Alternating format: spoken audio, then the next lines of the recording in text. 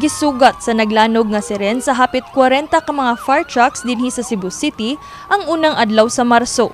Nagmotorkada sa kadalanan sa dakbayan sa Sugbo ang Cebu City Fire Station alang sa pagmarka sa pagsugod sa Fire Prevention Month. Ang maong kalihukan, simultaneous nga gipahigayon lukop nasod. Squad 13 team leader assumes the role of incident commander and immediately instructs the personnel to conduct a scene size-up. Subay sab sa selebrasyon, dunay gihimong CIMEX, consimulation exercise ang mga bumbero nga mipakita silang abilidad sa pagresponde panahon sa usa ka emergency situation. Laing mga programa nga ilang giandam alang sa Fire Prevention Month ang Balik Forest Program, Fire Square Roadshow, Poster Making Contest, Cebu City Olympics, Pimp My Ride, takbo laban sa sunog 2.0 ug uban pa.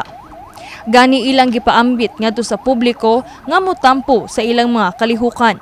Mensahe sa Regional Chief of Staff sa Bureau of Fire Protection Region 7, Fire Senior Superintendent Pedro Balatero Jr. nga kinahanglan dili lamang sa buwan sa Marso magmabinantayon sa sunog apan himuong prioridad ang fire safety tibuok tuig. The challenge before us is not merely to prevent fire during this designated month, but to instill a lasting commitment to fire safety throughout the year. Let us move beyond simply reacting to fires, but instead proactively work towards preventing them.